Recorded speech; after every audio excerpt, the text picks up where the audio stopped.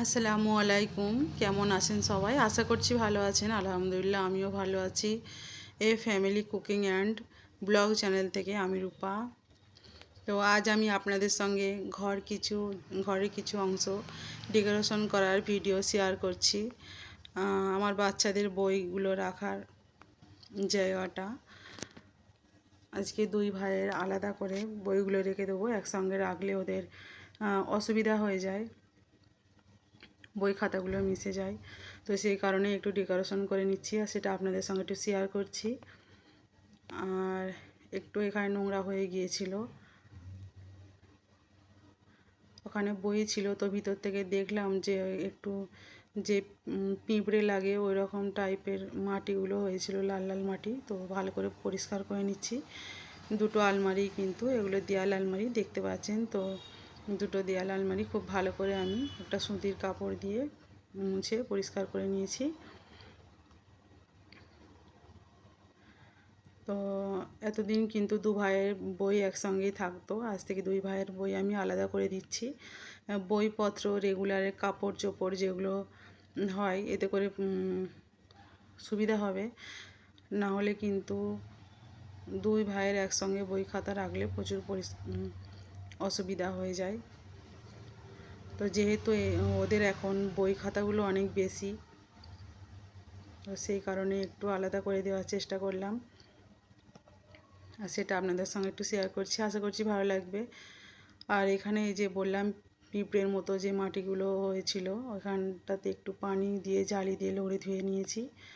আর এটা কিন্তু অনেক পুরাতন আলমারি, তো ভাবলাম একটু নতুন করে বাচ্চাদের রাখার জায়গাগুলো, বই রাখার, কাপড় চোপড় রাখার জায়গাগুলো একটু ভালো করে ডেকোরেশন করে দিই, ওদেরকেও ভালো লাগবে গুছিয়ে রাখতে। আর এই যে এরকম রঙিন কাপড়, রঙিন পেপারগুলো দিয়ে আমি ডেকোরেশন করব বলে নিয়েছি, দেখলেন।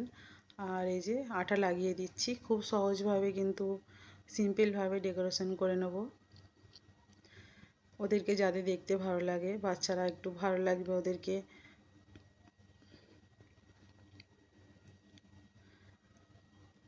আর এই যে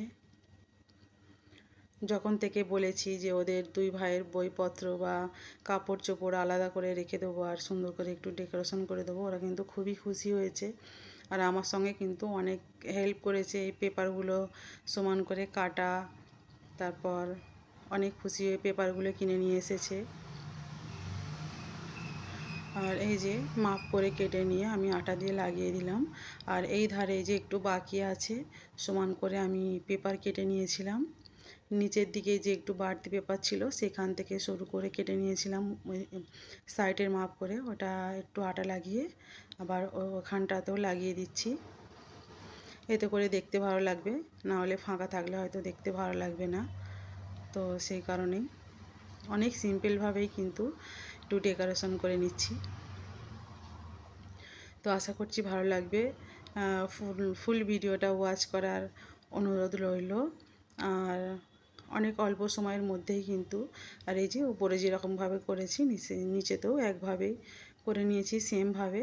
আর একটা আলাদা পেপার কিনেছিলাম, এই যে সরু যে র্যাকের জায়গাটা রয়েছে এখানে একটু লাগানোর জন্য, সুন্দর লাগার জন্য। তো এখানে ব্লু পেপার দিয়ে দিচ্ছি, সমান করে কেটে নিয়েছি। তো কাগজগুলো যখন কাটছিলাম সবই কিন্তু মাপ নিয়ে আমি একসঙ্গে কেটে নিয়েছি। দুটো আলমারি আমি ডেকোরেশনের জন্য একসঙ্গে পেপারগুলো কেটে নিয়েছি। তো এই যে একটু আটা দিয়ে লাগিয়ে দিলাম, আর এদিকটা কমপ্লিট হয়ে গেছে। আটা দিয়ে লাগিয়ে দিয়ে তারপর এই রকম আমি এই টেপগুলো দিয়ে একটু মেরে দিচ্ছি। আর টেপটা কিন্তু একদম যে কোনো কালারিং টেপ নয়, যাতে বুঝতে না পারা যায়। তো এইভাবে করে যেখানে যেখানে লাগালে সুবিধা হবে আমি সামান্য সামান্য টেপ লাগিয়ে একটু ভালো করে পেপারগুলো সাঁটিয়ে দিচ্ছি। তো একইভাবে করে এই যে সুন্দর করে ডেকোরেশন করে নিয়েছি। আর এদিকটা হচ্ছে আমার আব্দুল আজিজের বইপত্র রাখার জন্য, তো সেমভাবে এই দিকটাও ডেকোরেশন করে নেব। আর এই যে আমি কিন্তু সব ভিডিও দেখাইনি, বড় হয়ে যাবে ভিডিও, আপনাদেরকে দেখতে বিরক্ত লাগবে। এটা আমার মোহাম্মদ নাহিদ আলামানের এদিকটা ডেকোরেশন করে। আর এটা আমার আব্দুল আজিজের, এই যে দেখতে পাচ্ছেন। আশা করছি ভালো লাগবে। অনেক অল্প সময়ের মধ্যে অল্প কিছু খরচে আমি অল্প খরচে আমি ডেকোরেশন করেছি বাচ্চাদের একটু ভালো লাগার জন্য। আর এই যে এটা আমার আব্দুল আজিজের বইপত্র, মক্তবের ব্যাগ, এই যে কালো ব্যাগটা মক্তবের ব্যাগ। আর একটু কর্নারে পেন রাখার একটা ছোটো মতো র্যাক রেখেছি, এখানে পেনগুলো রাখবে। আর এগুলো রেগুলার কাপড় চোপড়, ওদের টুপি পাঞ্জাবি পরার কাপড় চোপড়, ডেলি যেগুলো পরবে সেগুলোই। আর এই যে স্কুলের ব্যাগ। আর এটা হচ্ছে আমার মোহাম্মদ নাহিদ আলামানের, এই যে ওর এখানে সব কাপড় চোপড়গুলো রেখেছি। আর এই যে ও এইগুলো রেখেছে। আর রুমাল টুমালগুলো ধোয়া আছে বলে এখনও রাখা হয়নি, সব রেখে দেবো। ওরও মক্তবের ব্যাগ, স্কুলের ব্যাগ রেখেছি। আর এই যে ওর একটু বেশি ডেকোরেশন করা হয়েছে, এই যে পাতার যে আমি ডিআইওয়াইটা লাগিয়েছি, ওটা কিন্তু ও নিজের কাছ থেকে পয়সা দিয়ে কিনে এনেছে, বলেছে আম্মাজি আমার এটা সুন্দর করে ডেকোরেশন করে দাও। তো আশা করছি ভালো লাগবে।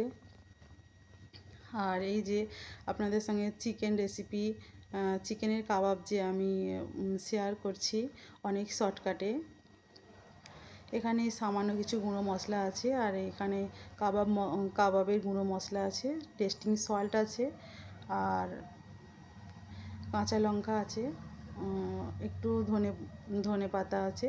আর বাদ বাকি রেগুলার যে মশলাগুলো আমরা খাই সেগুলোই দিয়েছি। আর এই রেসিপিটা কিন্তু আমার হাজব্যান্ড করছে, আর এখানে সে কিন্তু হলুদ গুঁড়ো ব্যবহার করেনি। সে বলেছে যে হলুদ গুঁড়ো না দিলেও ভালো হবে, তো আমি করলে কিন্তু হলুদ গুঁড়ো দিই। এই যে সব কিছু মশলা দিয়ে খুব ভালো করে মাখিয়ে নিচ্ছে। আর প্রথমেই দেখেছেন একটা ডিম ভেঙে দিয়েছে, তো এখন সে খুব সুন্দর করে মাখিয়ে নিচ্ছে। মাখিয়ে নিয়ে কিন্তু এটা প্রায় 1 ঘন্টার মতো ঢেকে দিয়ে রেখে দিয়েছিলাম। আর এখন এই যে বের করে নিয়েছি কাবাব করার জন্য, কড়াইতে দিয়ে দিচ্ছি। এটা কিন্তু আমি দিয়ে দিয়েছি, দিয়ে অল্প অল্প করে আমি একটু ধীরে ধীরে করে নেড়ে চেড়ে নিচ্ছি। মাঝের মধ্যে নেড়ে চেড়ে নিয়ে হাই হিটে করে ভেজে নিচ্ছি। আর খেতে কিন্তু অসম্ভব টেস্ট হয়েছে। খুব অল্প উপকরণেই দিয়েছি সব কিছু, অল্প উপকরণ, অনেক বেশি মশলা ব্যবহার করিনি, যেহেতু বাচ্চারা খাবে। আপনারা দেখতেই পেয়েছেন প্রায় আধ ঘন্টার মতো লেগেছে। প্রথমে 15 মিনিটের মতো হাই হিটে রান্না করে আবারও 15 মিনিটের মতো লো হিটে ভেজে নিয়েছি।